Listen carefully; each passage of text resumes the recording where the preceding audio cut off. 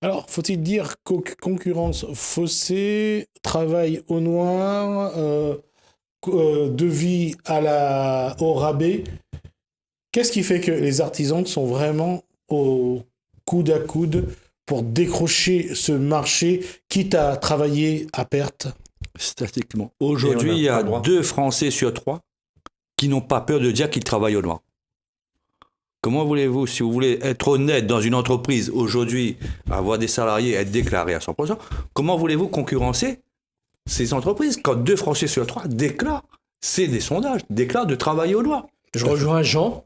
Il y a tous les matins, du côté d'Orly, près d'une grande enseigne, il y a un paquet d'ouvriers qui se présentent devant cette grande enseigne parce que il y a des sociétés qui arrivent qui ont besoin d'un maçon, d'un plombier, hein, et tout ça, c'est pas déclaré. Donc c'est une Non, mais concurrence. c'est toutes les portes de Paris, hein. Les grands magasins comme qui font du ciment ou qui font du bois ou qui font dans tout Paris. Moi, je l'ai souvent vu. Le matin très tôt, il y a tout un tas de gens qui viennent souvent des pays exotiques. Faut l'avouer, hein. Faut appeler un chat et qui attendent par cohorte de 15 à 20 personnes et les camions qui passent, qui les ramassent chaque jour et qui les redéposent. Voilà. Maintenant, faut peut-être un peu se poser des questions sur notre système à nous, qui fait que vous avez de telles obligations quand vous embauchez quelqu'un maintenant, qui doivent être impérativement remplies au moment M, et qui font que c'est pas tellement pratique pour un indépendant. On en discutait il y a pas longtemps avec monsieur Maillot, sur un ouvrier qu'il allait embaucher, et il fallait faire absolument la déclaration préalable d'embauche, la DUE, le jour même, alors qu'il fallait que l'ouvrier parte rapidement. Voilà, il y a des impératifs qui font que c'est le droit du travail qui est parfois assez difficile à respecter. Faut l'avouer, mais bon. Alors maintenant, la question, à qui faut-il pointer du doigt? Le patron qui embauche du personnel au noir, au système qui permet cette façon de faire, ou aux artisans eux-mêmes qui, quelque part, se sabordent un peu en se mettant dans des situations illégales? Mais tout revient, on en revient toujours au même, monsieur Ramoudou. Ce sont les charges sociales. Ce sont les charges sociales. C'est le nœud gordien, c'est le nerf de la guerre, l'argent, les trésoreries qui ne sont plus là. Voilà. Si à partir du moment où vous avez des charges sociales un peu plus respectueuses, donc de l'entrepreneur et de l'entreprise surtout, pour créer de la richesse et qui peuvent permettre de donner du travail, de produire une richesse supérieure à celle qu'on perd. Actuellement, tous ceux qui créent des petites entreprises, excusez-moi, la micro-entreprise, on a voulu faire croire aux gens qu'en micro-entreprise, on pouvait devenir riche, ou on pouvait gagner de l'argent, ce qui est totalement faux. Rien qu'à voir l'histoire des plombiers polonais. Hein, des entreprises de Pologne qui viennent travailler qui répondent aux appels d'offres sur la France, les charges ne sont pas les mêmes. Donc il faudrait peut-être arrêter. Parce qu'ils cotisent chez eux. Voilà. C'est sur le Portugal et c'est sur la Pologne aussi, c'est les deux où la France utilise le plus de main-d'œuvre. Mais c'est vrai que le contrat c'est le contrat qui est signé et que c'est à charge aux Portugais et aux Polonais de déclarer leurs travailleurs chez eux. Absolument. Oui. Donc, comme les charges ne sont pas les mêmes qu'en France, les France, elles sont abusées, et on préfère avoir des gens qui viennent de l'extérieur pour faire les travaux. Et ce qui nous ramène à ce fameux circulaire de Bogelstein. Est-ce qu'il faut payer, est-ce que demain, chacun ici, s'il embauche un Polonais ou un Portugais,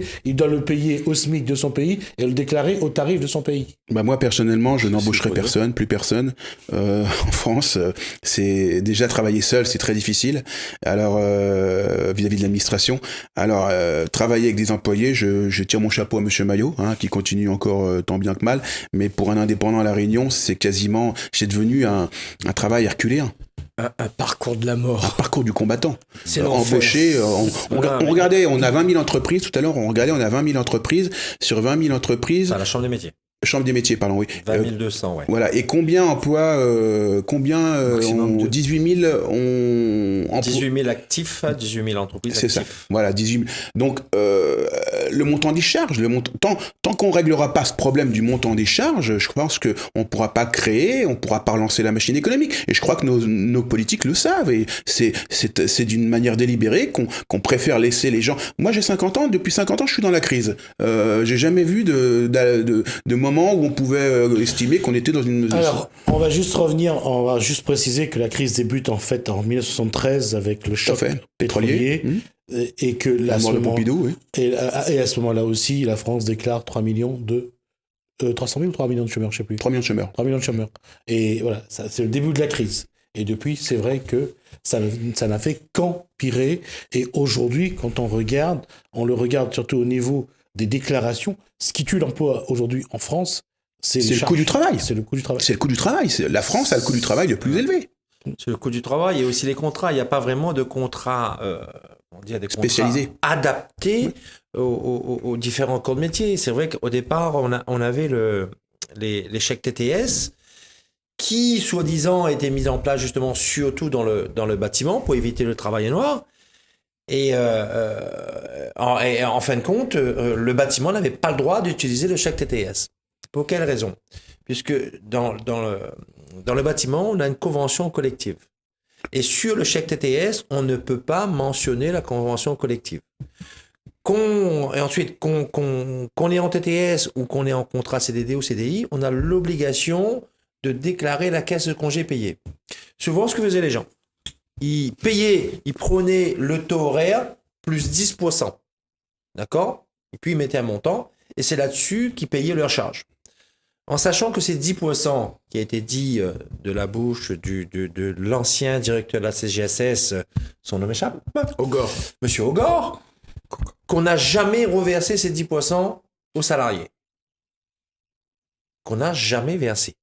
Aujourd'hui, il y a le nouveau chéquier. Je ne sais pas s'il est adapté ou pas. Je n'ai pas eu l'occasion d'utiliser. Je crois que c'est le SASU. Là, c'est SASU, c'est ça, non ? Il y a nouveau. Et le problème, c'est exactement pareil.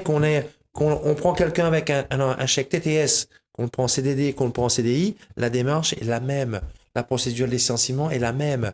D'accord ? Donc, ça devient trop complexe. Donc, c'est pour ça que les gens, souvent, ont recours plutôt au travail noir, 2 jours, 3 jours.